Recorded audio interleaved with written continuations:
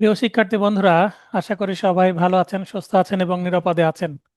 আজকে আমরা আলোচনা করছি আইন আদালত বা লিখিত পূর্ণাঙ্গ নোট হতে। আজকে টপিক 3, প্লিডিংস, আরজি ও লিখিত জবাব। আমাদের আজকে সাবজেক্ট হচ্ছে দেওয়ানি কার্যবিধি। প্লিডিংস এর জন্য আমাদের প্রতিফলিত ধারা হচ্ছে ধারা 2-2, তারপরে 96, আদেশ 6, 7, 8 এবং আদেশ 43, এগুলো কাভার হবে। প্লিডিংস এমন একটি টপিক, খুবই গুরুত্বপূর্ণ একটি টপিক। প্রতিবার এখান থেকে প্রশ্ন আসে লিখিততে, মানে গতবার এসেছে এবার আসবে না এরকম না, ছোট বড় প্রশ্ন প্রতিবার আসতেই থাকে।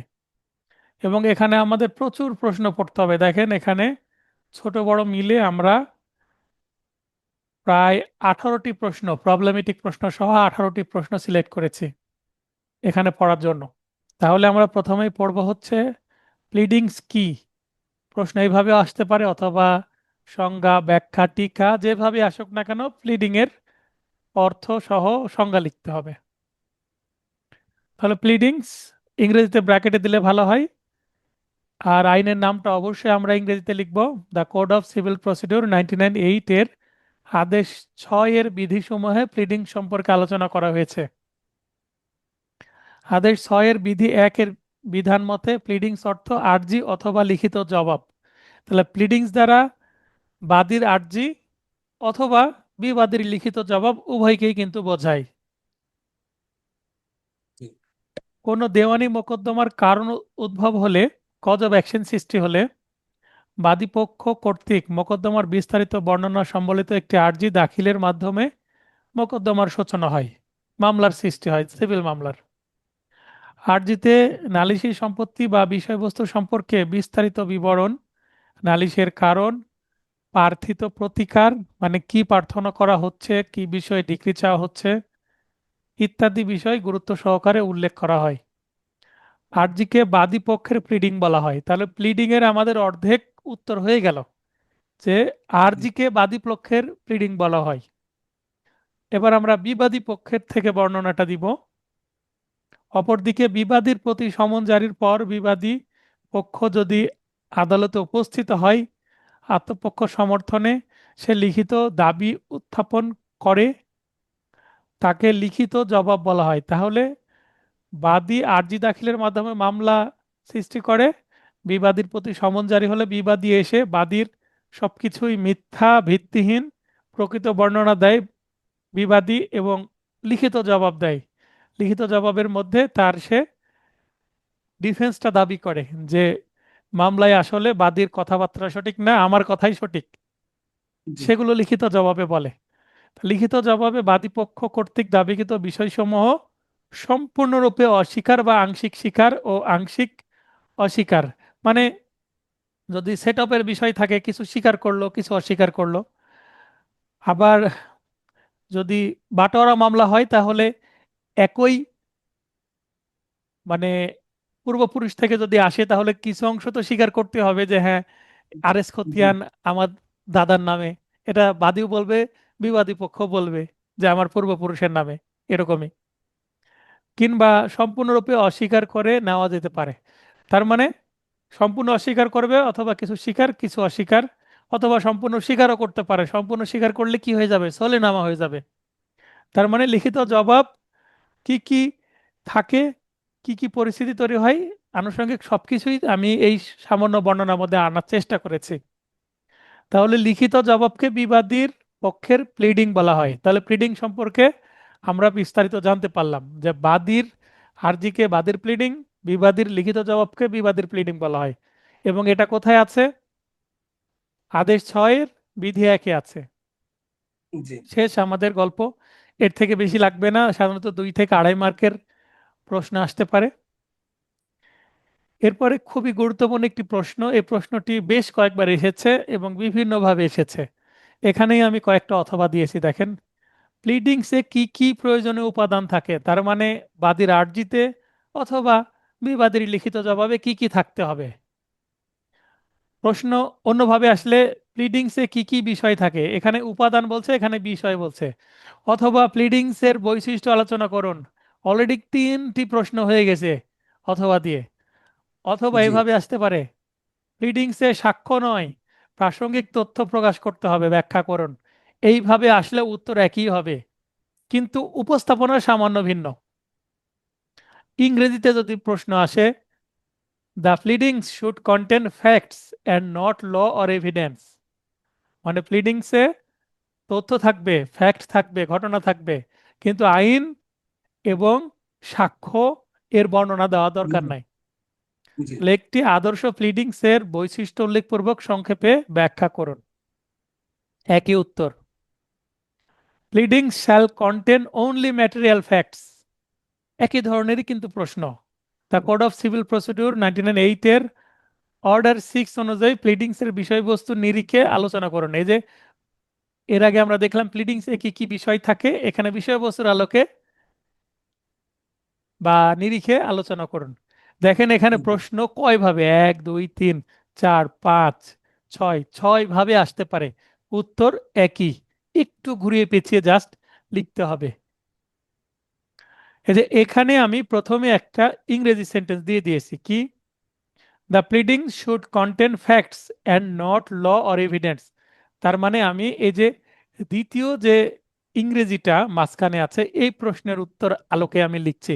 এখন যদি দ্বিতীয় ইংরেজিটা আসে, মানে শেষেরটা, আপনি সেটাই তুলে দিবেন। অথবা যদি বাংলাটা দেয়, প্লিডিংসে সাক্ষ্য নয় প্রাসঙ্গিক তথ্য প্রকাশ করবে, তখন আপনি কোটেশনে এটা দিয়ে শুরু করবেন। আর যদি কোনো কোটেশনই না বাংলাটা থাকে, দিয়ে হ্যাঁ বাংলাটা আমি দিয়ে শুরু বাংলাটা দিয়ে করবেন। শুরু করি। জি জি আর যদি কোনো কোটেশনই না থাকে, উপরের মতো প্রথম লাইনে যেগুলো আছে প্লেন প্রশ্ন যদি হয়, তাহলে আপনি জি প্লেন প্রশ্নের উত্তরেই লিখবেন। যেমন এই যে প্লিডিংসে প্রয়োজনীয় উপাদান, এখান থেকে শুরু করবেন, তাহলে প্রথমের যে দুইটা সেন্টেন্স দেওয়ার দরকারই নাই। জি এই কথার অর্থ কে বোঝেননি হাত উত্তোলন করেন। আমি যেটা বোঝালাম,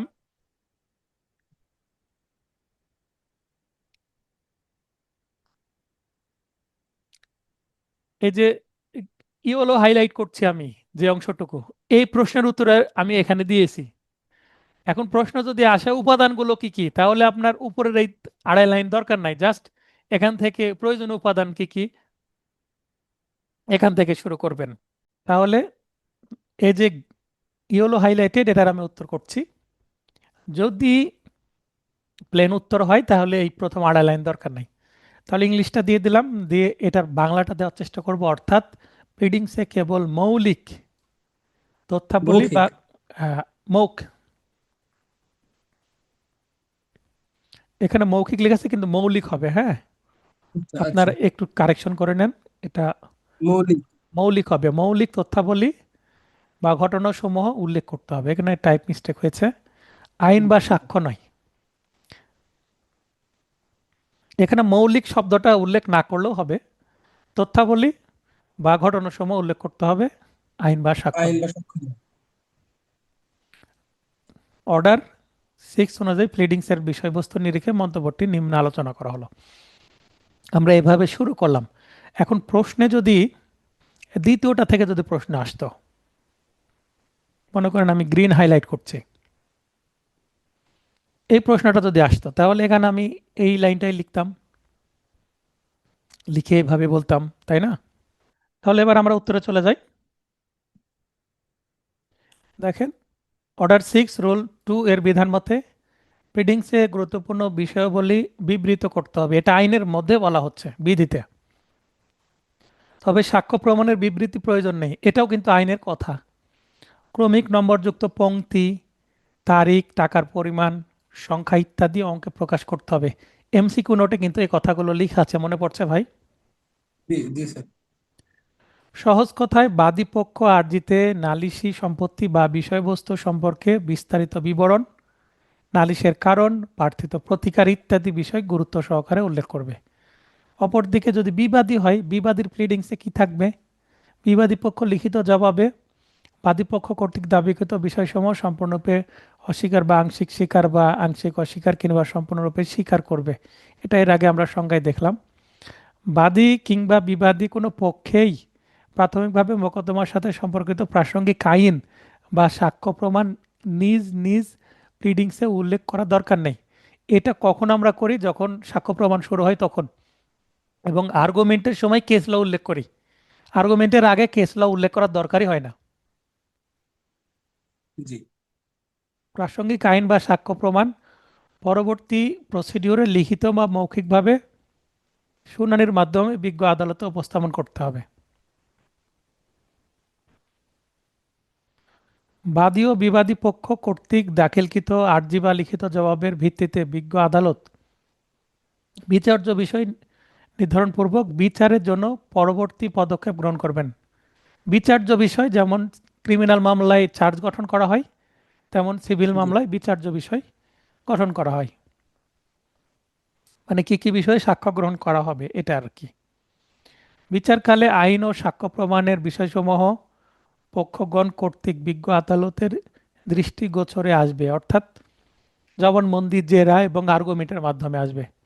বিশেষ করে উভয় পক্ষের সাক্ষ্য গ্রহণ শেষে, সাক্ষ্য গ্রহণ মানে জবানবন্দি, জেরা, যুক্তিতর্ক উপস্থাপনকালে বাদী পক্ষের কৌশলী আর্জিতে প্রার্থিত দাবিসমূহের পক্ষে যুক্তির প্রাসঙ্গিক আইন, কেস ল, সাক্ষ্য প্রমাণ ইত্যাদির মাধ্যমে বাদীর অনুকূলে ডিক্রি প্রদানের শক্ত দাবি সহ নিবেদন করবেন। তাহলে বাদী পক্ষের আইনজীবী যুক্তিতর্ক বা আর্গুমেন্টের সময় দেখাবে যে তার আর্জি সমর্থনে কি কি কেস ল আছে, কি কি আইন আছে, এগুলো জি যেন ডিক্রি পায়।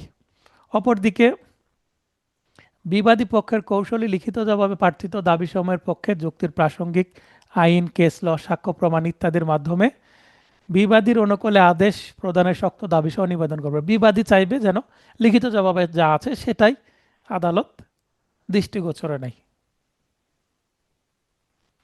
এখন এই কথাটুকু কিন্তু যথেষ্ট নয়। এটা এটা যদি 7 নম্বর বা 7.5 নম্বর বা 6 নম্বরের জন্য প্রশ্ন আসে, তাহলে আমাদের কি দিতে হবে? কেস ল দিতে হবে। আমি বারবার বলি, যখন আইনে অর্থাৎ ধারা, আদেশে যদি যথেষ্ট কথাবার্তা না থাকে, তাহলে আমাদের প্রশ্নটাকে স্ট্রং করার জন্য, উত্তরটাকে স্ট্রং করার জন্য একটা কেস ল দিতে হবে বা একাধিক কেস ল দিতে হবে। একটা কেস ল দিচ্ছি। আরজি ও জবাব বর্ণনা ভিত্তিক হবে। এতে শুধুমাত্র ঘটনা উল্লেখ করতে হবে, উক্ত ঘটনার উপর আইন উল্লেখ করার দরকার নাই। স্পষ্টভাবে বলা হচ্ছে 22 DLR 51 পৃষ্ঠায় এই মামলার রায়। এবং দেখেন যে অন্যান্য গাইড বা বইয়ে এই কেসলটাই হয়তো বা আরো 2-3টা লাইন দিয়ে দিয়েছে, কিন্তু আমি মাত্র একটা বাক্য দিয়ে দিয়েছি। একটা বাক্যের মধ্যে আবার কমা ব্যবহার করে আপনাদের জন্য সহজ করে দিয়েছি। এতটুকু লিখলেই এনাফ। মনে রাখবেন, যত কম লিখবেন, টু দ্য পয়েন্ট লিখবেন, তত ভালো নম্বর পাবেন। বেশি লিখলে আরো বিরক্ত হয় পরীক্ষকরা যারা খাতা স্যার দেখেন। তাহলে স্যার স্যার তাহলে এই যে 22 DLR আপনার এই এই 51টা হচ্ছে পৃষ্ঠা নম্বর স্যার।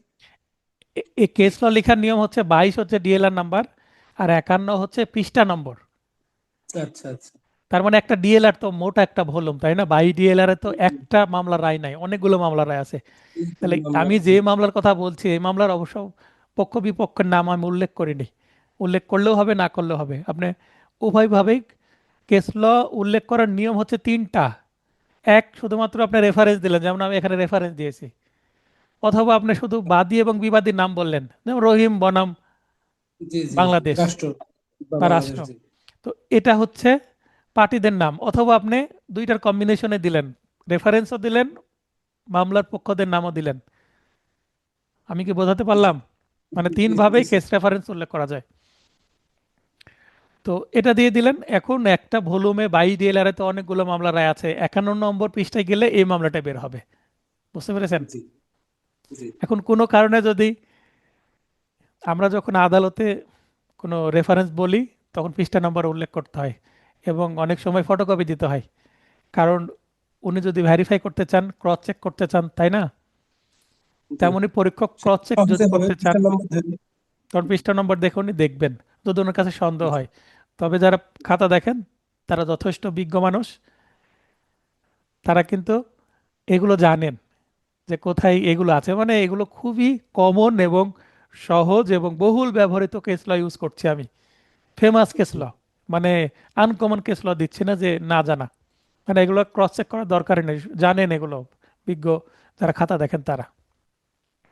উপরোক্ত আলোচনা হতে এটি প্রতীয়মান হয় যে কি কি আলোচনা করলাম আমরা, আলোচনা করলাম হচ্ছে অর্ডার 6 রুল 2 থেকে, এবং আমার কিছু কথাবার্তা থাকলো দ্বিতীয় প্যারাতে, যেটা আমার একেবারে প্র্যাকটিস থেকে নেওয়া, এটা অন্য কোনো গাইড বা কোনো কিছুতে নাই, আমার উপলব্ধি, একটা কেসলো দিলাম। তারপরে আমি কি বলছি, the pleading should contain facts and not law or evidence, অর্থাৎ প্লিডিংসে কেবল মৌখিক, এখানে মৌখিক আছে, এখানে অবশ্যই মানে মৌলিক। মৌলিক করে নেবেন, মৌলিক তথ্যাবলী বা ঘটনাসমূহ উল্লেখ করতে হবে, আইন বা সাক্ষ্য নয়। এখন যদি এটা অন্য প্রশ্ন আসে,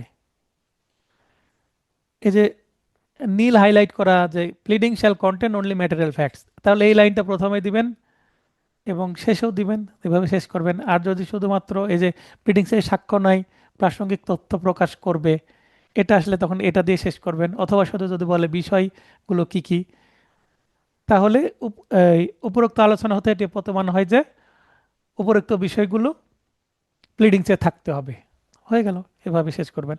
মানে এই একটা প্রশ্নের সূচনা এবং উপসংহার কি করে লিখবেন, এটা তো আর এই বয়সে আপনাদের শেখানোর দরকার নেই, জাস্ট প্রশ্ন যেভাবে আসবে সেভাবে একটু ম্যাচিং করে দিবেন, বুঝতে পেরেছেন? জি জি স্যার। তাহলে উত্তর নম্বর ভালো পাওয়া যায়। এখন প্রশ্ন আমি এভাবে যতগুলো অথবা দিয়েছি, সেম প্রশ্ন এভাবে না আসে আরো একটা নতুন ইংলিশ দিয়ে দিতে পারে বা একটা বাংলা কোড দিয়ে দিতে পারে, পারে না? জি এখন বুঝতে হবে যে প্লিডিংস এর কন্টেন্ট সম্পর্কে জানতে চেয়েছে, প্লিডিংস এর কন্টেন্ট তথ্য থাকবে, ফ্যাক্ট থাকবে, ল থাকবে না, এভিডেন্স থাকবে না, এই হচ্ছে মূল কথা। এই কথাকে টার্গেট করে প্রশ্ন, প্লেন প্রশ্ন আসুক, ব্যাখ্যামূলক প্রশ্ন আসুক, ইংরেজি দিয়ে প্রশ্ন আসুক, যেভাবে আসুক না কেন, এই এতটুকু উত্তরকে আপনি মডিফাই করে করে ফেলতে পারবেন। প্লিডিং সংশোধন সংজ্ঞা, ব্যাখ্যা বা টিকা আকারে আসতে পারে। কত নম্বরের জন্য আসতে পারে? 2.5 নম্বরের জন্য সাধারণত এই ধরনের প্রশ্ন আসে। 4টা টিকা দিয়ে দেয়, দিয়ে বলে যে 10 নম্বর দিয়ে দেয়, অথবা 5টা টিকা দিয়ে 10 নম্বর দিয়ে দেয়, তাহলে 2 বা 2.5 নম্বরের প্রশ্ন। তাহলে এটা আদেশ 6 বিধি 17তে আছে, আদেশ 6 বিধি 17তে আছে, এটা বহুল ব্যবহৃত একটি পিটিশন আমরা উল্লেখ করি। পিটিশনে আমরা যখন দরখাস্ত দিই তখন আদেশ 6 বিধি 17 অনুসারে আর্জি সংশোধন বা বিবাদীর লিখিত জবাব সংশোধনের আবেদন, এভাবে আমরা বিষয় উল্লেখ করে দিই। প্রচুর হয়, কারণ আমরা সিভিল মামলা করার সময় আইনজীবীরা মক্কেলের চাপে পড়ে দ্রুতভাবে মামলা ফাইলিং করি, অনেক ভুল থেকে যায়, বানান ভুল থাকে, অনেক কিছু ছাড়া পড়ে, সেগুলো আবার নিয়ে আসতে হয়। প্লিডিংস সংশোধন অর্থ আর্জি অথবা লিখিত জবাব সংশোধনকে বোঝায়। আর বাদী আর্জি দাখিলের মাধ্যমে মোকদ্দমা দায়েরের পর যদি বাদী পক্ষ আর্জিতে ত্রুটি লক্ষ্য করেন, ত্রুটি মানে ভুল, তবে প্রয়োজনীয় সংশোধন করার সুযোগ আছে। অনুরূপভাবে বিবাদী পক্ষ লিখিত জবাব দাখিলের পর যদি লিখিত জবাবে ত্রুটি লক্ষ্য করে, তবে বিবাদী পক্ষেরও প্রয়োজনীয় সংশোধন করার অধিকার আছে। এই কারণে দেখেন প্লিডিং দ্বারা কিন্তু দুইটাকেই বোঝানো হয়েছে, তার মানে জি। বাদী যতটুকু সুবিধা পাবে বিবাদীও ততটুকু সুবিধা পাবে। তাই এখানে আর্জি সংশোধন বা লিখিত জবাব সংশোধন বলছে না, প্লিডিং সংশোধন বলা হচ্ছে, তার মানে দুইটাকেই কাভার করছে। তাহলে মূলত কার্যধারার যে কোনো পর্যায়ে প্লিডিং সংশোধনের আবেদন দাখিল করার সুযোগ আছে, তবে বিচার শুরুর পর সাধারণত প্লিডিং সংশোধনের আবেদন দাখিল করার সুযোগ নেই। বিচার শুরু মানে সাক্ষ্য শুরু হয়ে গেছে, জি তো স্বাক্ষর যদি শুরু হয়ে যায়, জেরাও শুরু হয়ে গেছে, এই পর্যায়ে সাধারণত করে না। তবে অপরপক্ষ যদি বাধা না দেয়, সাধারণত সাক্ষ্য শুরু হয়ে যাওয়ার প্রাথমিক পর্যায়ে যদি বেশি সাক্ষ্য অগ্রসর না হয়, তাহলে আর্জি বা লিখিত জবাব সংশোধনের দরখাস্ত মঞ্জুর করতে পারে আদালত। শুধুমাত্র, তবে এটা ব্যতিক্রম, কিন্তু খুব কম ক্ষেত্রেই করে। শুধুমাত্র মোকদ্দমার কার্যক্রম বিলম্বিত করার উদ্দেশ্যে প্লিডিং সংশোধনের আবেদন দাখিল করলে বিজ্ঞ আদালত অপরপক্ষ বরাবর ক্ষতিপূরণ দিতে আদেশ প্রদান করতে পারেন। তার মানে দরখাস্ত তো মঞ্জুর করবে না, বরং কস্ট করবে, কেন মামলা জি ডিলে করছে। জি 2 নম্বর বা 2.5 নম্বর জন্য শেষ। প্লিডিং সংশোধন সংক্রান্ত বিধান আলোচনা করুন, অথবা কখন বা কোন পর্যায়ে এবং কি কারণে আর্জি ও লিখিত জবাব সংশোধনের আবেদন করা যায়। একই কথা দেখেন, প্রশ্ন ভিন্নভাবে আসতে পারে। অথবা যদি ইংরেজিতে আসে তাহলে কি হবে? The court May at any stage, আদালত যে কোনো পর্যায়ে, মে আছে মানে পারে, জি অব দ্য প্রসিডিং মানে কার্যধারার যে কোনো পর্যায়ে, অ্যালো আইদার পার্টি, অ্যালো মানে মঞ্জুর করতে পারেন, আইদার পার্টি মানে যে কোনো পক্ষকে, বাদী অথবা বিবাদীকে, টু অ্যামেন্ড, অ্যামেন্ড মানে সংশোধন, দ্য প্লিডিংস। তাহলে এটার বাংলা করলে কি হয়? আদালত কার্যধারার যে কোনো পর্যায়ে যে কোনো পক্ষকে প্লিডিং সংশোধনের আবেদন মঞ্জুর করতে পারে বা অনুমতি দিতে পারে প্লিডিং সংশোধনের। তাহলে এইটার কি মূল মামলা ও আপিল আদালতে এই ধারণার প্রযোজ্যতা আলোচনা করুন। তার মানে এটা মূল মামলার ক্ষেত্রে এই লাইনের অ্যাপ্লিকেশন কতটুকু, এবং আপিলে গিয়ে এই কথাটা চলবে কিনা, এটা জানতে চাওয়া হচ্ছে। উত্তর কিন্তু একই। তার মানে প্লেন প্রশ্ন, উপরে যে গ্রিন হাইলাইট করেছি প্লেন প্রশ্ন আসলেও যে উত্তর, তবে ইংরেজি বা বাংলা কোনো কোটেশন, কোনো উক্তি তুলে দিয়ে যদি ব্যাখ্যা চাওয়া হয়, আলোচনা করতে বলা হয়, তাহলে একটু টেকনিক্যালি উত্তর দিলে নম্বর ভালো আসে, যেটা এখানে করা আছে। কারণ যদি প্লেন প্রশ্ন আসে তাহলে আপনি জাস্ট উপরের 1-2 লাইন বাদ দিয়ে দিলে হয়ে যাচ্ছে। এখানে প্লেডিং সংশোধন সংক্রান্ত বিধান, তাহলে হয়ে যাচ্ছে। কিন্তু যখনই আপনার এই ধরনের বাক্য দিয়ে আলোচনা কোটেশন। করতে বলবে, তখনই আপনার কিন্তু একটু সূচনা উপসংহার দিতে হবে। কি করার জন্য? ম্যাচিং করার জন্য। মহিলারা দেখবেন যে 3 পিসের বিভিন্ন পার্ট জি ম্যাচিং জি জি করে, তো এরকম জি। ম্যাচিং করেই দিতে হবে, তাহলে উত্তরে ভালো হবে, নম্বর ভালো পাওয়া যাবে। ম্যাচিং না করলে কিন্তু ভালো উত্তর আসবে না এবং ভালো নম্বর এবং আসবে না। সৌন্দর্য বৃদ্ধি পাবে। হ্যাঁ। তো আমি যেহেতু প্লেন প্রশ্নের উত্তর আপনার এখানে সূচনা না দিলে হচ্ছে, জাস্ট এখান থেকে শুরু করলে হচ্ছে, তাই আপনাদের সুবিধার্থে আমি অবশ্যই এই যে ইংরেজিটার উত্তর করে দিয়েছি। কারণ এটা পারলে আপনারা ওইটাও পারবেন, কঠিনটা পারলে সহজটা তো এমনি পারবেন। The court May at any stage of the proceeding allow either party to amend the pleadings, অর্থাৎ কার্যধারা যে কোনো পর্যায়ে আদালত যে কোনো পক্ষকে প্লিডিং সংশোধনের অনুমতি দিতে পারেন। আমি বাংলা এখানে সুন্দর করে করে দিয়েছি। ইংরেজি আসলে আপনাকে অবশ্যই বাংলা দিতে হবে, ল্যাটিন সেন্টেন্স থাকলেও আপনাকে অবশ্যই বাংলা দিতে হবে, অথবা ল্যাটিনের ইংলিশটা দিতে হবে। আর যদি বাংলা সেন্টেন্স থাকে তাহলে ইংলিশ দেওয়ার দরকার নেই, বাংলা থাকলে বাংলাটুকু দিয়ে ব্যাখ্যা করাও হলো বলে অগ্রসর হবেন। তাহলে আদেশ 6 বিধি 17 এর বিধান মতে প্লিডিং সংশোধন অর্থ, এই কথা কিন্তু আমরা অলরেডি পড়লাম। আর্জিতে ত্রুটি থাকলে প্রয়োজনীয় সংশোধন, অনুরূপভাবে বিবাদও পাবে, এই কথাটা কিন্তু একটু আগে আমরা প্লিডিং সংশোধনের সংজ্ঞার মধ্যে পেয়েছি। আচ্ছা, মূলত কার্যধারার যে কোনো পর্যায়ে প্লিডিং সংশোধনের আবেদন দাখিল করার সুযোগ আছে, তবে বিচার শুরুর পর সাধারণত, এই লাইনটা আমরা পড়লাম অলরেডি। জি এতটুকু কিন্তু 1 নম্বর প্রশ্নের উত্তরে ছিল। 1 নম্বর বলছি, এই এর আগেরটা। 3.3 মানে আগেরটা প্লিডিং সংশোধনের সংজ্ঞার মধ্যে ছিল। তাহলে সংজ্ঞাতে আমরা কেস ল দিলাম না, কিন্তু যেহেতু একটু বড় প্রশ্ন একটু কেস ল দিলে ভালো হয়। কারণ এখানে আদেশ 6 বিধি 17তে খুব বেশি তথ্য নাই, এতটুকুই আছে যতটুকু লিখলাম। এরপরে আর্জি সংশোধন করতে গিয়ে যদি মোকদ্দমার প্রকৃতি ও চরিত্র কোনোভাবে, প্রকৃতি মানে কি, মামলার নেচার পরিবর্তন হয়ে যাচ্ছে।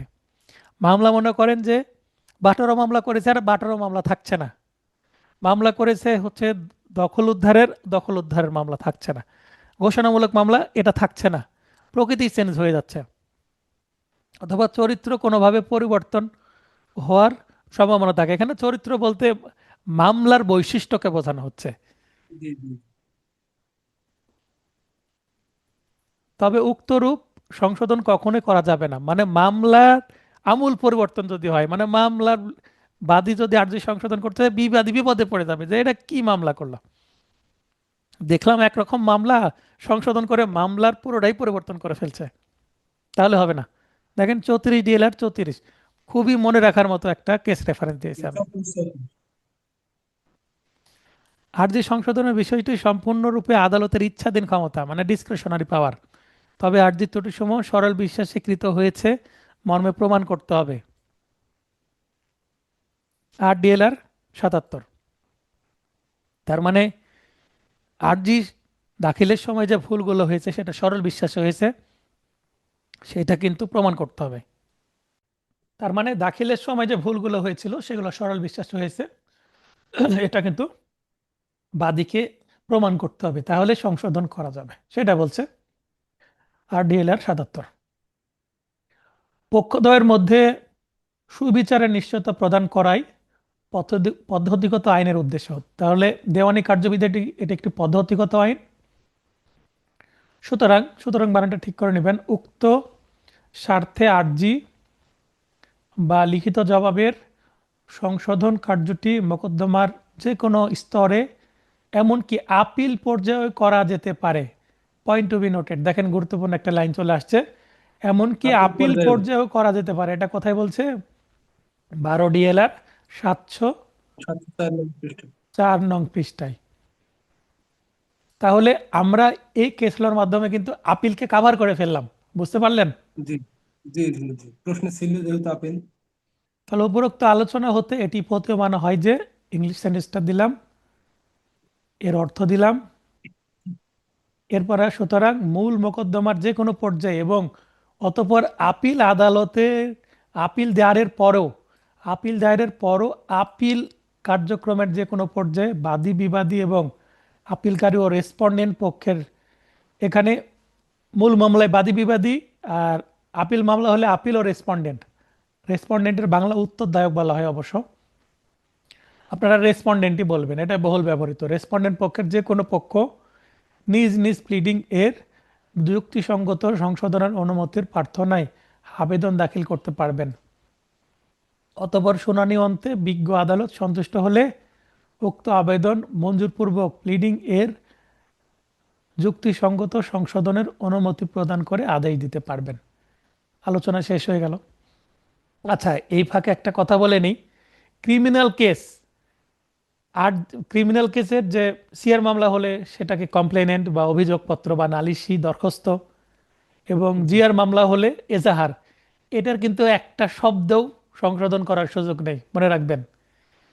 আচ্ছা। সিভিল সিভিল মামলা এক বা একাধিক আপনি মাল্টিপল টাইম 4-5বারও সংশোধন করতে পারবেন আর্জি, যদি প্রয়োজন হয়। আমি একটা মামলায় 3-4বার সংশোধন করেছি।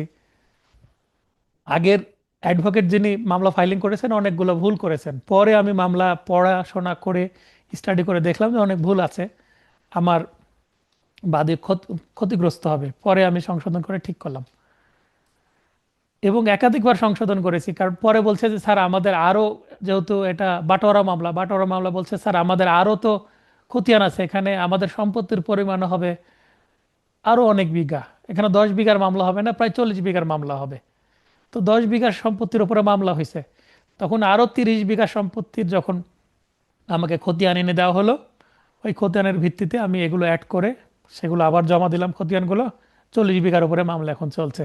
আগামী ধার্য তারিখে, এ মাসেই 28 তারিখে মেবি আর্গুমেন্ট আছে, বড় মামলা মাথায় আছে আমার, এবং আমি আর্গুমেন্ট রেডি করেও রাখছি, এবং এই মামলায় ডিক্রি পেয়ে যাবো আশা করি। 21 সালের মামলা। ওইটা আমার লাইসেন্সের প্রথম দিকের মামলা, বড় মামলা।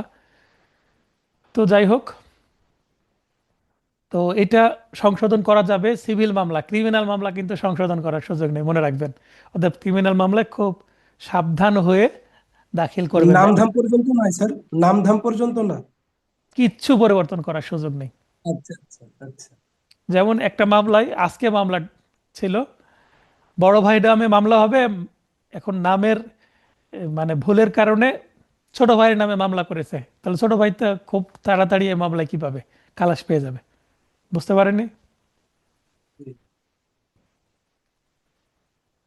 আমরা পড়ছি আইন আদালত বা লিখিত পূর্ণাঙ্গ নোট হতে। এরপরে প্লিডিং সংশোধন করার ক্ষেত্রে আদালতের ক্ষমতা আলোচনা করুন।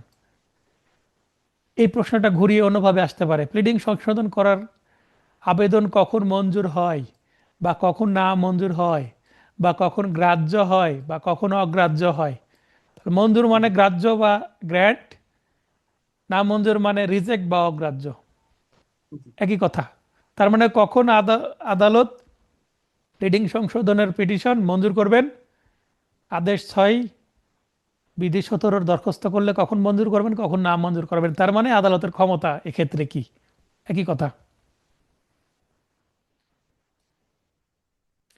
তাহলে আদেশ 6 বিধি 17 বিধান মতে প্লিডিং সংশোধন অর্থ আর্জি অথবা লিখিত জবাব সংশোধনকে বোঝায়।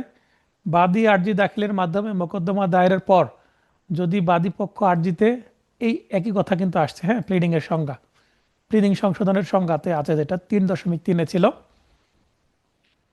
প্লিডিং সংশোধনের আবেদন মঞ্জুর করার ক্ষেত্রে আদালতের ক্ষমতা প্রধানত দুইটি শর্তের উপর ভিত্তি করে বিজ্ঞ আদালত আবেদন মঞ্জুর করে থাকেন। কি কি? এক, সংশোধনের আবেদনটি বাদী বা বিবাদী পক্ষের মধ্যে বিরোধের প্রকৃত প্রশ্ন নির্ধারণের ক্ষেত্রে অপরিহার্য কিনা, মানে সংশোধন করাটা কতটা জরুরি, এবং নালিশি মামলায় নালিশি যে বিষয়বস্তু, এইটার যে বিরোধ, এটার প্রকৃত প্রশ্ন নির্ধারণের ক্ষেত্রে, মানে মামলার যে ইস্যু গঠন, এই ইস্যু গঠনের ক্ষেত্রে কতটা গুরুত্বপূর্ণ, এবং মামলার রায়ের প্রভাব কতটা আসতে পারে, এটা দেখবে। প্রস্তাবিত সংশোধনের কারণে অপর পক্ষের ক্ষতিগ্রস্ত হওয়ার সম্ভাবনা আছে কিনা, বাদী যদি আর্জি সংশোধন করে বিবাদী ক্ষতিগ্রস্ত হবে কিনা, এবং বিবাদী যদি লিখিত জবাব সংশোধন করে বাদী ক্ষতিগ্রস্ত বাদী হবে ক্ষতি। কিনা, এটা দেখবে। এই দুইটা বেসিস, মানে গ্রাউন্ডসের উপর ভিত্তি করে কিন্তু ধরে নিতে পারেন শর্ত বা মূলনীতির উপর ভিত্তি করে আবেদন মঞ্জুর বা না মঞ্জুর হয়। তাহলে এগুলো মঞ্জুর হওয়ার ক্ষেত্রে দুইটা গ্রাউন্ড দেখলাম আমরা, বা নীতি দেখলাম। এবার না মঞ্জুর হওয়ার ক্ষেত্রে কি ক্ষমতা, তাহলে এই 5টি পয়েন্ট দেখবে আদালত। অত্যাধিক বিলম্বে সংশোধনের আবেদন করা হলে, মানে এত পরে করা হয়েছে, হয়তো বা সাক্ষী শুরু হয়ে গেছে, আর নিবে না, অথবা প্রাথমিক ডিক্রি হয়ে গেছে।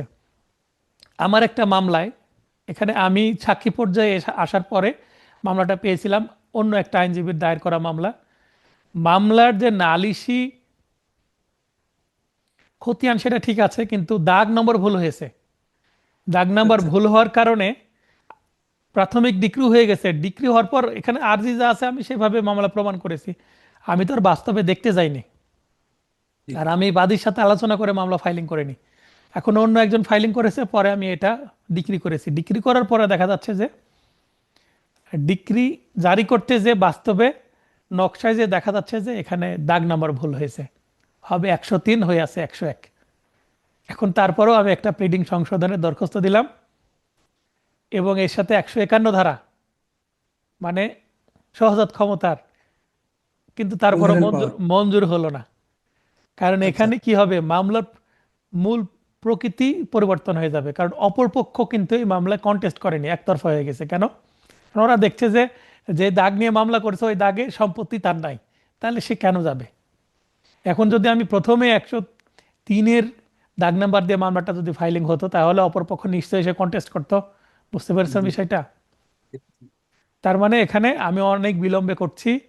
প্লিডিং সংশোধিত হলে মোকদ্দমার প্রকৃতি ও চরিত্র কোনোভাবে পরিবর্তন হওয়ার সম্ভাবনা থাকলে, প্লিডিং সংশোধনের ফলে ন্যায় বিচার বিঘ্নিত হওয়ার উপক্রম হলে, হ্যাঁ, আমার ওই মামলা প্লিডিং যদি সংশোধন হতো বিবাদী ক্ষতিগ্রস্ত হতো, কারণ সে কন্টেস্ট করেনি। বুঝতে পেরেছেন? জি। কেন কন্টেস্ট করেনি? দেখছে তার সম্পত্তি নিয়ে মামলা না, তাই তার কোনো ভ্রুক্ষেপ নাই।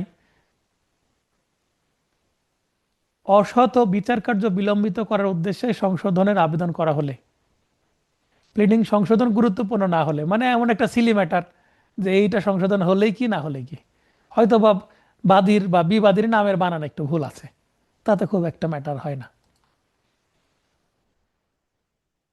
এটা হয়ে গেল। এরপরে প্লিডিং সংশোধনের দরখাস্ত না মঞ্জুর হলে সংক্ষুব্ধ পক্ষের প্রতিকার কি। বাদী বা বিবাদী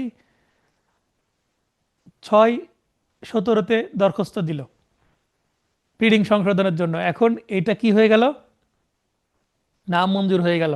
এটার বিরুদ্ধে কোথাও যাওয়া যায় কিনা, তাহলে এটা আমরা 3.3 থেকে এখানে নিয়েছি। এটাও আমরা প্লিডিং সংশোধন কি জিনিস সেটাও এখানে এই অংশটুকু আগে থেকে ধার করা, এর মূল উত্তরটা এখানে আছে। তাহলে এই প্রশ্নের মূল উত্তরটি আছে এখানে।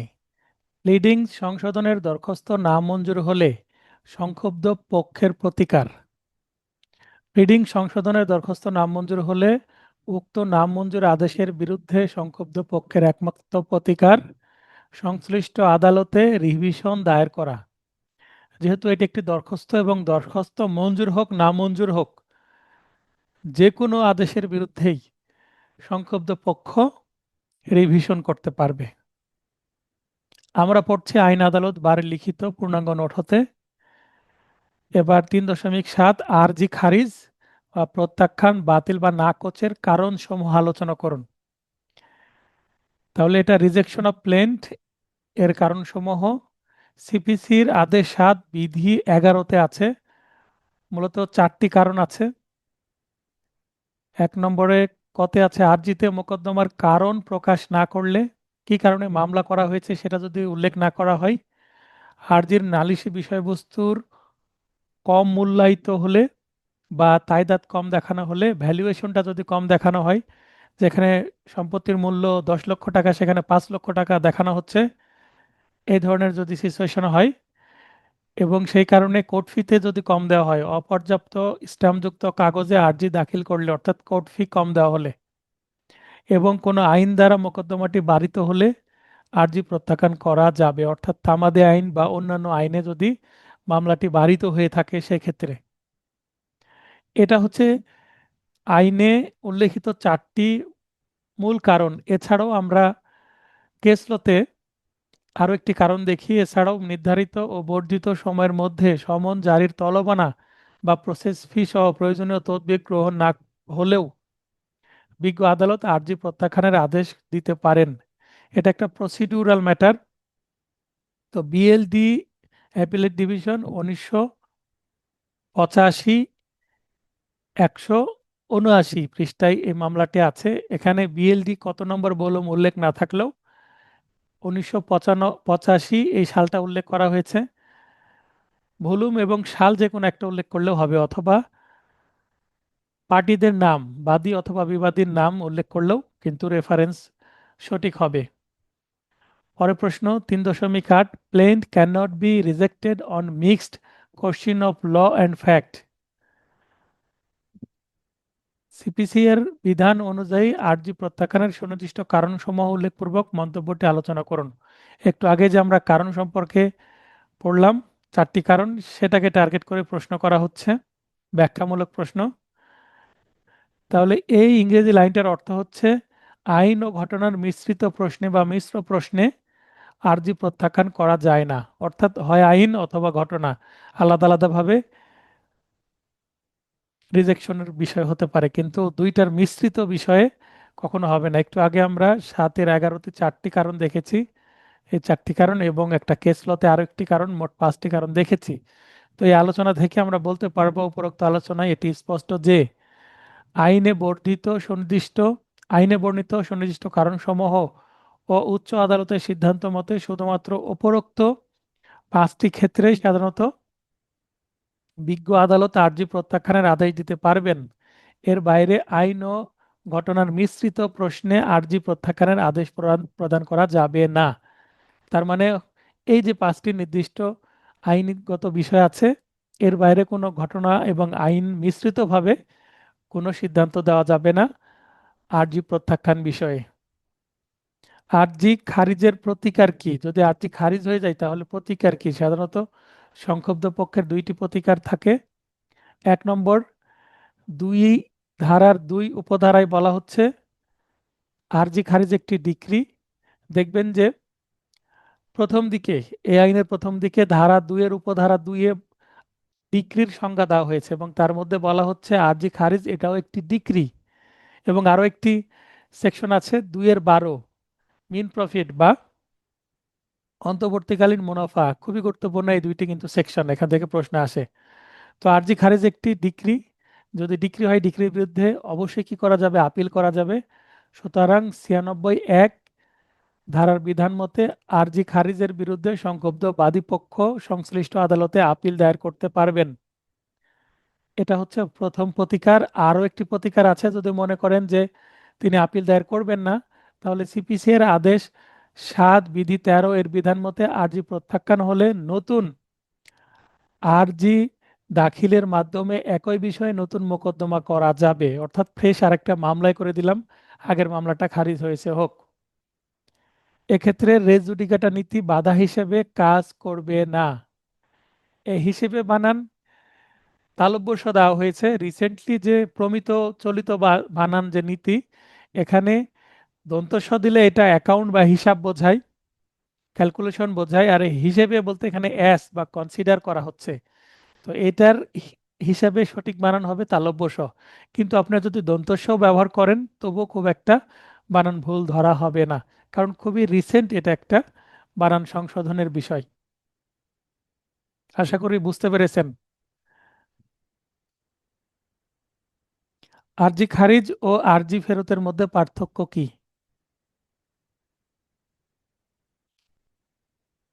বিষয়বস্তু বাম দিকে আছে আরজি খারিজ, তারপরে আরজি ফেরত।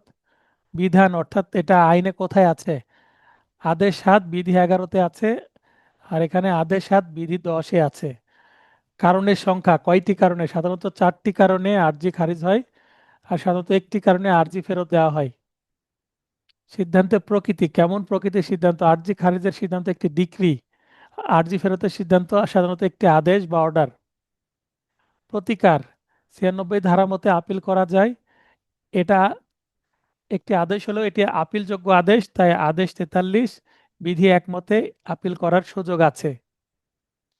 তামাদি আইন হতে অব্যাহতি, দ্য লিমিটেশন অ্যাক্ট 1998, তামাদি আইন ১৯০৮-এর ১৪ ধারায় তামাদি গণনা হতে অব্যাহতি পাওয়া যায় না, অর্থাৎ তামাদি আইনের ১৪ ধারা এখানে প্রযোজ্য হবে না আরজি খারিজের বিষয়ে।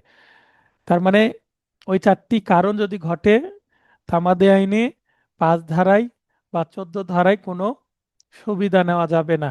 কিন্তু আরজি ফেরতের ক্ষেত্রে লিমিটেশন অ্যাক্টের ১৪ ধারায় তামাদি গণনা হতে অব্যাহতি পাওয়া যাবে।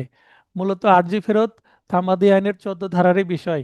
এখতিয়ার বহির্ভূত আদালতে যদি কেউ আরজি দাখিল করে এবং আরজি ভুল করে গ্রহণ করা হয়, যতদিন ওই আদালতে আরজিটা থাকবে ততদিন পর্যন্ত ১৪ ধারা অনুসারে তামাদির মেয়াদ গণনা থেকে সময় বাদ যাবে, অর্থাৎ অব্যাহতি পাবে। আরজির অত্যাবশ্যকীয় বা আবশ্যকীয় উপাদান কি কি, মানে আরজিতে কি কি থাকবে? সিপিসি এর আদেশ ৭ বিধি ১-এ আছে বিষয়টি। মূলত ৯টি বিষয় বা উপাদান থাকে। যে আদালতে মোকদ্দমাটি দায়ের করতে হবে উক্ত আদালতের নাম, অর্থাৎ মোকাম দিতে হবে প্রথমেই আদালতের নাম উপরে হেডিংয়ে। বাদীর নাম, ঠিকানা, এই দুইটা আগে ছিল, কিন্তু রিসেন্টলি যে অ্যামেন্ডমেন্ট ২০২৫ সালের অর্ডিন্যান্স এবং সর্বশেষ এই একই অর্ডিন্যান্সকে আবার ২০২৬ সালের ১০ এপ্রিল অ্যাক্ট হিসাবে স্বীকৃতি দেওয়া হলো। অর্থাৎ এখন আমরা সংশোধনীটা ২০২৬-এর বলতে পারবো। সেই ২৬-এ ফোন বা মোবাইল নম্বর বাদীর দিতেই হবে, বা জাতীয় পরিচয়পত্র নম্বর অবশ্যই দিতে হবে। আর যদি বাদী শিক্ষিত হয়, ইমেল নাম্বার থাকে, তাহলে ইমেল ঠিকানাও দিতে হবে, যদি থাকে, না দেওয়া না দিলেও সমস্যা নেই। আর বিবাদীর ক্ষেত্রে বিবাদীর নাম ঠিকানা আগে দিতে হতো, এখন যদি সম্ভব হয়, যতদূর নিশ্চিত হওয়া যায়, মোবাইল নম্বর বা ফোন নম্বর দিতে হবে, জাতীয় পরিচয়পত্র নম্বর দিতে হবে, ইমেল ইমেল আইডি যদি পাওয়া যায় বা থাকে দিতে হবে। তবে বিবাদীর সাধারণত মোবাইল নম্বর, জাতীয় পরিচয় নম্বর এবং ইমেল এর ঠিকানা এইটা পাওয়াটা কিন্তু কষ্টসাধ্য, তাই বলা হয়েছে যতদূর নিশ্চিত হওয়া সম্ভব। যদি নিশ্চিত হন তো দিবেন, নিশ্চিত না হলে শুধুমাত্র বিবাদীর নাম ও ঠিকানা দিয়ে দিবেন, তাহলে হবে। বাদী বা বিবাদী নাবালক বা উন্মাদ হলে উক্ত বিষয় বিবৃতি থাকবে মামলার মধ্যে। নাবালক হলে মামলা কে করবে? নেক্সট ফ্রেন্ড বা আসন্ন বন্ধু। উন্মাদ হলেও তাই। এই বিষয়ে মামলার মধ্যে বলতে হবে। মোকদ্দমার কারণ ও তা উদ্ভবের সময় বিষয়ে বিবৃতি, কি কারণে মামলা উদ্ভব হলো, কারণের তারিখ ও সময়, এবং সেটা এখন পর্যন্ত তো বিদ্যমান আছে সে বিষয়ে, যে তামাদির মেয়াদ বাড়িত হয়নি, এখনো তামাদিতে তামাদির মেয়াদ উত্তীর্ণ হয়নি, এ বিষয়ে বিবৃতি দিতে হবে। আদালতের এখতিয়ার আছে মর্মে বিবৃতি। আদালতের আর্থিক এবং স্থানীয় এখতিয়ার আছে এবং সাবজেক্ট ম্যাটার এখতিয়ার, যেমন সাকসেশন মামলা বা উইল প্রভিটের মামলা হলে, অর্থঋণ আদালতের মামলা হলে সাবজেক্ট ম্যাটার, এটাও বর্ণনায় দিতে হবে, কারণ এই ধরনের মামলা কিন্তু দায়রা জজের, জেলা জজের আদি এখতিয়ারে আছে, যেটা তিনি ডেলিগেট করে দেন যুগ্ম জেলা জজকে। বাদী যে সকল প্রতিকার দাবি করে উক্ত বিষয় স্পষ্ট প্রার্থনা, অর্থাৎ যে বিষয়ে মামলা করতে চাচ্ছেন, মামলায় ডিক্রিতে যা যা চান সেইটা কি করতে হবে, স্পষ্টভাবে প্রার্থনায় ক খ গ এভাবে উল্লেখ করে বলে দিতে হবে। আংশিক দাবি ত্যাগ করতে বা আংশিক সমন্বয় বা সেট অফ বিষয়ে বাদী সম্মত থাকলে উক্ত বিষয়ে বিবৃতি আর্জিতে দিয়ে দিবেন। অর্থাৎ যদি বাদী জানে যে আমি বিবাদীর কাছ থেকে 10 লক্ষ টাকা পাবো, কিন্তু বিবাদী আমার কাছ থেকে 2 লক্ষ টাকা পাবে, তো এই সেট আপের জন্য যে আমি রাজি আছি এই বিষয়ে আগে বলে দিবে। অর্থাৎ ওই 2 লক্ষ টাকা মাইনাস করে যদি আমাকে 8 লক্ষ টাকা দেয়, তাহলে আমি সলেনামা করতে বা সেট আপ করতে রাজি আছি, এই বিষয়ে আর্জিতে বিবৃতি থাকবে। আদালতের আর্থিক এখতিয়ার ও কোর্ট ফি নির্ধারণের জন্য মোকদ্দমায় বিষয়বস্তুর মূল্য বা তাইদাদ সম্পর্কে বিবৃতি থাকবে। এই বিবৃতি কিন্তু কোর্ট ফি এবং আদালতের যে স্থানীয় আর্থিক এখতিয়ার আছে এটা বোঝার জন্য অবশ্যই তাইদাদ বা ভ্যালুয়েশন বা মোকদ্দমার যে বিষয়বস্তু বা জমি, সে জমির মূল্য অবশ্যই উল্লেখ করতে হবে। তো এই 9টি বিষয়, এটাই অত্যাবশ্যকীয় বা আবশ্যকীয় উপাদান, এগুলো মামলায় থাকতে হয়। এতটুকু দিলেই হবে। সাধারণত 5 নম্বরের সর্বোচ্চ আসতে পারে, বা 2-3 নম্বরের বা 2.5 নম্বরের প্রশ্ন এটা আসতে পারে। সত্য ঘোষণা ও দখল পুনরুদ্ধার এর ডিক্রির প্রার্থনায় ক সিভিল জজ প্রথম আদালত, তাহলে ক এখানে বাদী মামলা করছে সত্য ঘোষণা ও দখল উদ্ধার, অর্থাৎ এসআর অ্যাক্টের 42 এবং 8 ধারায়। ক এখানে বাদী কোন আদালতে, সিভিল জজ প্রথম আদালত চট্টগ্রামে। এ খ এর বিরুদ্ধে খ বিবাদী একটি দেওয়ানি মামলা দায়ের করেন। খ একটি আর্জি খারিজের দরখাস্ত দাখিল করে উল্লেখ করেন যে মামলাটি তামাদিতে বারিত, উক্ত দরখাস্তে আপনার সিদ্ধান্ত কি। এটি কিন্তু একটি জুডিশিয়ারির প্রশ্ন, তাই দেখবেন উক্ত দরখাস্তে আপনার সিদ্ধান্ত কি, তার মানে আপনি একজন সহকারী জজ হিসাবে, অর্থাৎ সিভিল জজ হিসাবে আপনি কি সিদ্ধান্ত দিবেন, আপনাকে জজ হিসাবে ট্রিট করা হচ্ছে। সাধারণত জুডিশিয়ারির প্রশ্নে আপনাকে জুডিশিয়ারি অফিসার বা সিভিল জজ হিসেবে ট্রিট করা হয়, আর ক্রিমিনাল মামলায় আপনাকে ম্যাজিস্ট্রেট হিসেবে ট্রিট করা হবে। কিন্তু বার কাউন্সিলের প্রশ্নে যদি এটা আসে, তাহলে এই প্রশ্নটা কিছুটা পরিবর্তন করে আপনাকে অ্যাডভোকেট হিসেবে সম্বোধন করা হবে, ট্রিট করা হবে, এবং অ্যাডভোকেট হিসাবে আপনি এই দরখাস্তের কি পরিণতি হতে পারে এই ধরনের প্রশ্ন সামান্য ঘুরিয়ে দিবে, তখন আপনাকে সিদ্ধান্ত দিতে হবে। এখানে আমি খুবই সংক্ষেপে উত্তর দিয়েছি। আপনি চাইলে ঘটনা, বিচার্য বিষয়, প্রাসঙ্গিক আইন ও সিদ্ধান্ত এইভাবে উত্তর করতে পারেন। আমার নোটের প্রথম দিকে কিন্তু সমস্যার সমাধান বলে একটা চ্যাপ্টার আছে, সেখানে আমি প্রবলেমেটিক প্রশ্নের উত্তর 4 প্রকারে করা যায়। আরও অনেক প্রকার থাকতে পারে, কিন্তু আমি 4 প্রকার পদ্ধতি আপনাদেরকে শিখিয়েছি, সেগুলো অনুসারে আপনারা সংক্ষিপ্ত উত্তরকে নিজের সৃজনশীলতা ব্যবহার করে কি করবেন, প্রপার ওয়েতে বা অ্যাডাপটিভ ওয়েতে লিখতে পারবেন, যদি আপনার পরীক্ষার হলে সময় থাকে। আর আমার ক্লাস টেস্টে অবশ্যই প্রপার ওয়েতে লেখার চেষ্টা করবেন।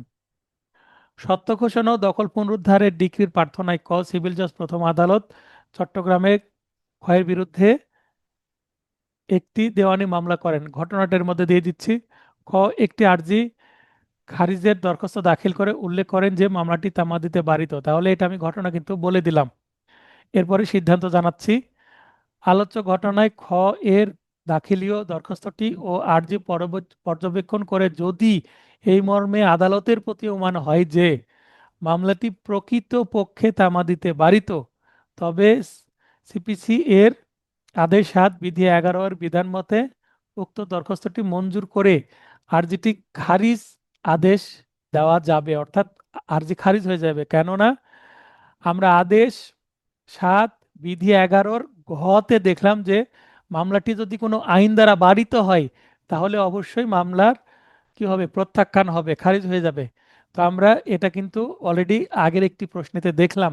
তো মামলাটি যেহেতু আদালত বিবাদীর দরখাস্ত অনুসারে পর্যবেক্ষণ করে দেখলেন যে আসলে এটা তামাদিতে বারিত, মামলা গ্রহণের সময় এটা আদালত লক্ষ্য করেননি বা সেরেস্তাদার লক্ষ্য করেননি, অ্যাডমিশন হিয়ারিং না করে ডিরেক্ট গ্রহণ করার কারণে হয়তো বা এরকম হতে পারে। তো এই অবস্থাতে বিবাদী দরখাস্তের মাধ্যমে মামলা বা আর্জি খারিজ হয়ে যেতে পারে। আরেকটি প্রবলেমেটিক প্রশ্ন, 13 নম্বর। ক, একটি বাড়ির সত্ত্ব ঘোষণা ও দখল উদ্ধারের জন্য, তার মানে এটাও হচ্ছে 42 এবং 8 ধারায় মামলা। এসআর অ্যাক্টের ঢাকার প্রথম সিভিল জজ আদালতে কয়ের বিরুদ্ধে 10-1-2003 তারিখে দেওয়ানি মোকদ্দমা নং 1/2003 দাখিল করেন। এই যে এখানে তারিখটা পুরাতন দেওয়া হয়েছে, যেহেতু পুরাতন প্রশ্ন, এখানে 25 সাল বা 26 সালের তারিখ চলে আসতে পারে, মামলা নাম্বার 1/2026 এভাবে আসতে পারে। তো এখানে তারিখ বা আদালত কোথাকার, মামলা নম্বর পরিবর্তন হলেও মামলার ফ্যাক্ট বুঝে, ধরন বুঝে উত্তর করবেন। আদালত দেখে যে আরজিতে যে প্রতিকার চাওয়া হয়েছে তাতে মোকদ্দমা মূল্য বা তাইদাদ কম দেখানো হয়েছে, ফলে আদালত 20-1-2003 তারিখের মধ্যে মোকদ্দমার মূল্য সংশোধন করার নির্দেশ দেন। অর্থাৎ আরও কোর্ট ফি দিতে বলা হচ্ছে। মোকদ্দমার তাইদাদ সংশোধন করলে অবশ্যই কোর্ট ফি বেড়ে যাবে, অ্যাড ভলোরম কোর্ট ফি দিয়ে দিতে হবে।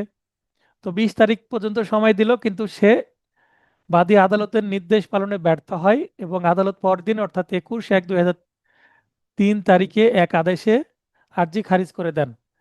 বাদীর জন্য কি কোনো প্রতিকার আছে, বর্ণনা করুন।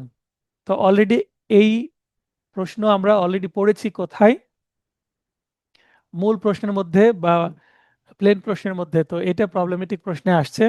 আলোচ্য ঘটনায় প্রদত্ত আর্জি খারিজ আদেশ একটি ডিক্রি হিসেবে গণ্য হয় কত ধারায়, 2-2 উপধারায়। সেহেতু বাদী দুইটি প্রতিকার আছে। কি কি? 96 ধারা মতে বিজ্ঞ জেলা জজ আদালত ঢাকা। কেন জেলা জজ আদালত ঢাকা বলছি? কারণ এই মামলাটি প্রথম সিভিল জজ আদালত ঢাকার, তাই এটার আপিল আদালত কোথায় হবে, আপিল কোথায় করতে হবে, এই আদালতের সিদ্ধান্তের বিরুদ্ধে বিজ্ঞ জেলা জজ আদালত ঢাকায়, ঢাকা বরাবর আপিল দায়ের। এবং দ্বিতীয় হচ্ছে সিপিসি এর আদেশ 7 বিধি 13 এর বিধান মতে একই বিষয়বস্তু নিয়ে আর্জির তাইদাদ সঠিক করে নতুন আর্জি দায়ের করে নতুন মোকদ্দমা দায়ের করা যাবে। এটা হচ্ছে 7-13 বিধানে বলে দেওয়া আছে যে নতুন মামলা করতে কোনো কি নাই, আপত্তি নাই। 14 নম্বর প্রশ্ন, আরেকটি প্রবলেমেটিক প্রশ্ন। 10-3-2011 তারিখে নালিশি সম্পত্তি সত্ত্ব ঘোষণা ও খাস দখল উদ্ধারের জন্য ঢাকার প্রথম সিভিল জজ আদালতে খ এর বিরুদ্ধে মোকদ্দমা 15-2021 রুজু করেন। তার মানে এটাও আগের তার মতোই প্রশ্ন, 13 নম্বরের মতোই প্রশ্ন। কিন্তু আদালত দেখে যে আর্জিতে যে প্রতিকার চাওয়া হয়েছে তার তাইদাদ কম দেখানো হয়েছে, ফলে 31-3-2011 তারিখের মধ্যে তাইদাদ সংশোধন করার নির্দেশ দেন। বাদী আদালতের নির্দেশ পালনে ব্যর্থ হলে 7-4-2011 তারিখে এক আদেশে আর্জি খারিজ করেন। বাদীর জন্য কি কোনো প্রতিকার আছে? ঠিক 13 নম্বর একটু আগে যে প্রশ্ন পড়লাম সেই প্রশ্নের উত্তর দেখে নেবেন, একই উত্তর, কারণ একই প্রশ্ন, একটু তারিখ শুধু পরিবর্তন আছে। 15 নম্বর প্রশ্ন, খুবই গুরুত্বপূর্ণ প্রশ্ন। দেখবেন এই প্রশ্নটা একটু কঠিন, কিন্তু প্রশ্নের মধ্যেই ক্লু লুকিয়ে আছে উত্তরের। এক্স বাদী হয়ে আপনার মক্কেল ওয়াই সহ আরো 5 জন বিবাদীর বিরুদ্ধে নালিশি জমিতে চিরস্থায়ী নিষেধাজ্ঞার প্রতিকার এবং ওয়াই কর্তৃক পরিচালিত আর্জির তফসিলভুক্ত সমবায় সমিতির সদস্য পদে অন্তর্ভুক্তির প্রতিকার দাবি করে ঢাকার সিভিল জজ আদালতে একটি মোকদ্দমা দায়ের করাতে নালিশি জমি দখল বিষয়ে একটি একতরফা স্ট্যাটাস কো আদেশ লাভ করেন। স্ট্যাটাস কোটা কি? স্থিতি অবস্থা বজায় থাকবে, অর্থাৎ যে যে অবস্থায় আছে সে সে অবস্থায় থাকবে। বাদী যা ভোগ করছে সে ভোগ করবে, বিবাদী যতটুকু ভোগ করছে সেই ভোগ করবে। এটা একতরফা যে বা দোতরফা অস্থায়ী যে নিষেধাজ্ঞা, অস্থায়ী নিষেধাজ্ঞার থেকে একটু ভিন্ন। অস্থায়ী নিষেধাজ্ঞা হলে যার বিরুদ্ধে নিষেধাজ্ঞা দেওয়া হবে সে কিছুই করতে পারে না, এবং যে বিষয় নিষেধাজ্ঞা দেবে সে জমিতে নামতেও পারবে না, এই জমিতে বাদীর ভোগ দখলে কি করতে পারবে না, কোনো বাধা সৃষ্টি করতে পারবে না। কিন্তু স্ট্যাটাস কো যদি দেওয়া হয় সেক্ষেত্রে কিন্তু যে যে অবস্থায় থাকবে সেই সেই অবস্থা ভোগ করতে পারবে। আপনি জানেন যে সমবায় সমিতি সংক্রান্ত মোকদ্দমা উক্ত আদালত এর বিচারিক এখতিয়ার বহির্ভূত। তাহলে দেখেন এই লাইনেই কিন্তু আপনার উত্তর লিখার ক্লু দিয়ে দিয়েছে।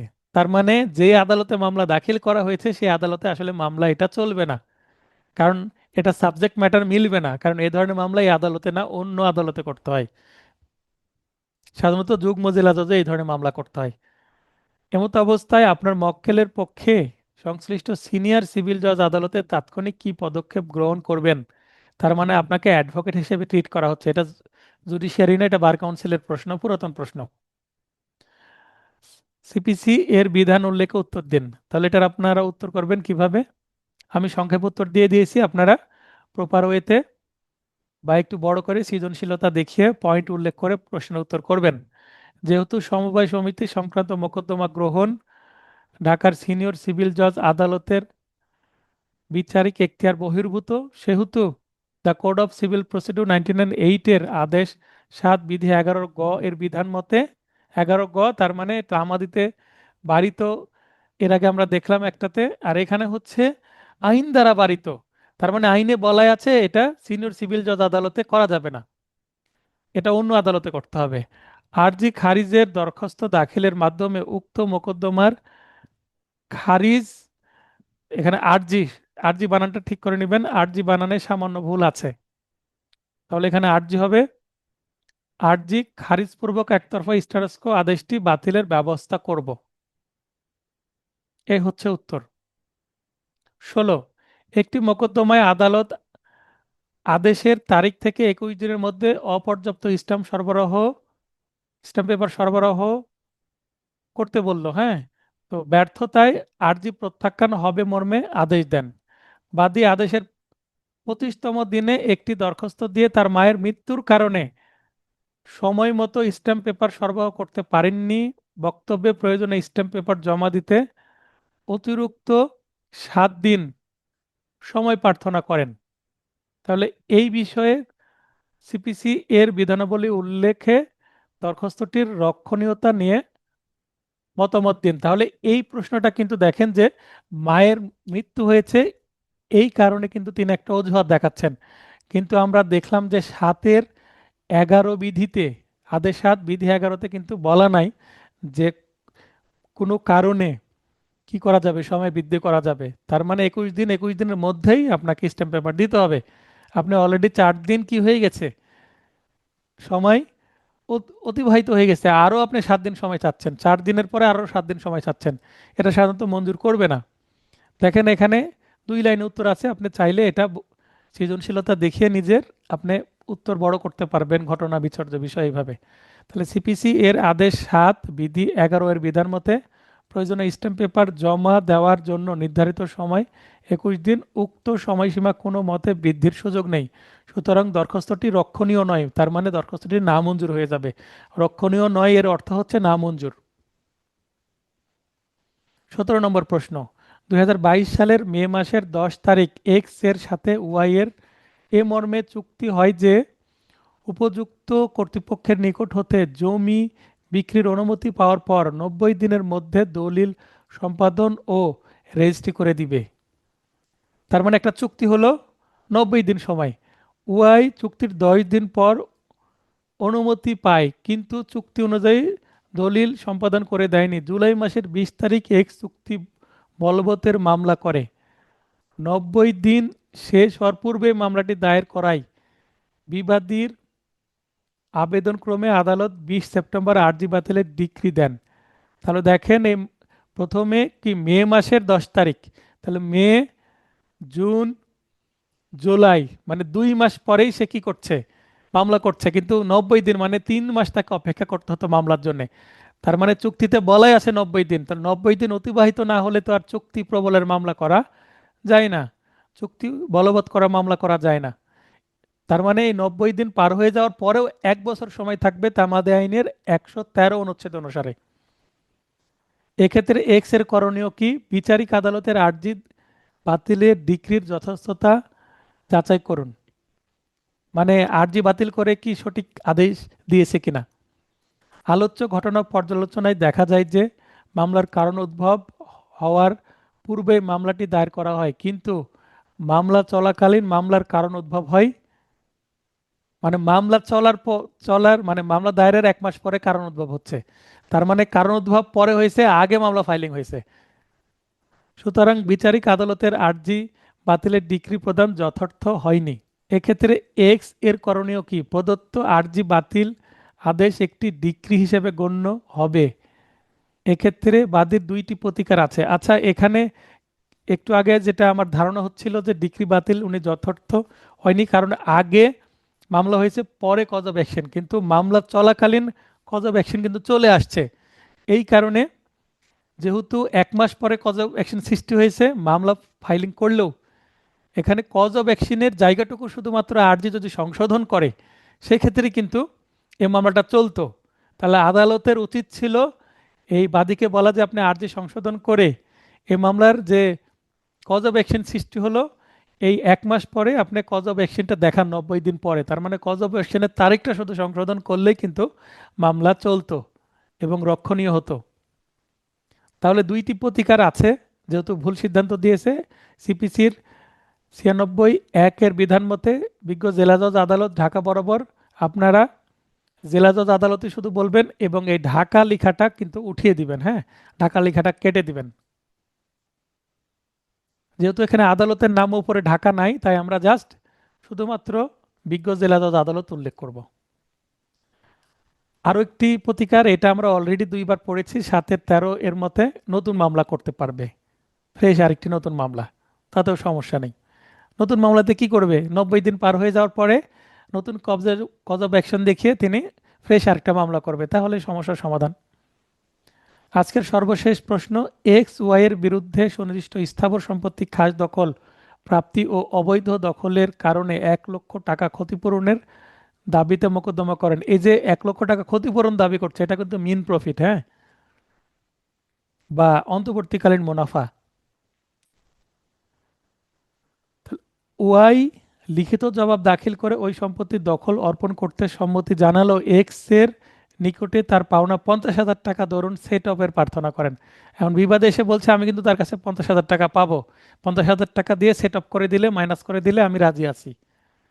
ওয়াই এর দাবির আইন গ্রাহ্যতা বা আইনে সেটা রক্ষণীয় কিনা, মানে তার আইনগত ভিত্তি কি, সেটা বলা হচ্ছে। আপনার মতামত কি? সিপিসি এর আদেশ, এখানে আমি সংক্ষেপে সিপিসি বললেও লেখার সময় অবশ্যই the code of civil procedure 99(8) এর আদেশ 8 বিধি 6 এর বিধান মতে এইভাবে পূর্ণ আইনের নাম আপনাকে লিখতে হবে সঠিকভাবে। শুধুমাত্র অর্থ আদায়ের মোকদ্দমায় সেট অফের দাবি করা যায়। আলোচ্য ঘটনায় এক্স ওয়াই এর বিরুদ্ধে সুনির্দিষ্ট স্থাবর সম্পত্তির খাস দখল প্রাপ্তি ও অবৈধ দখলের কারণে 1 লক্ষ টাকা ক্ষতিপূরণের দাবিতে মোকদ্দমা করেন। মূলত মামলাটি একটি স্থাবর সম্পত্তি খাস দখল প্রাপ্তির মোকদ্দমার সাথে তার ক্ষতি হয়েছে, সেটা মিন প্রফিট হিসাবে কিন্তু বিবাদী গ্রহণ করেছে, এটা তিনি দাবি করছেন। তাই এ মামলাটা কি অর্থঋণ আদালতের মানি শুট না, এটা কিন্তু পিওর সিভিল কেস এবং এসআর অ্যাক্টের 842-এ করা হচ্ছে। সুতরাং এক্ষেত্রে উক্ত মোকদ্দমায় ওয়াইয়ের সেট অফের দাবি আইন গ্রাহ্য নয়, অর্থাৎ আইনের গত কোনো ভিত্তি নাই। বিবাদী যতই সেট অফ চায় এখানে পারবে না। তাহলে বিবাদীকে কি করতে হবে? এই টাকা আদায়ের জন্য আলাদা তাকে মামলা করতে হবে। আগামী ক্লাস মঙ্গলবারে আছে, টপিক 4 আমরা আলোচনা করব সমন, এর সাথে সম্ভবত রুটিনে আরও একটি টপিক আছে, টপিক 5ও। তো আশা করি আগামী মঙ্গলবারে ক্লাসে থাকবেন। সবার সুস্বাস্থ্য কামনা করে ক্লাসটি শেষ করছি। শুভরাত্রি।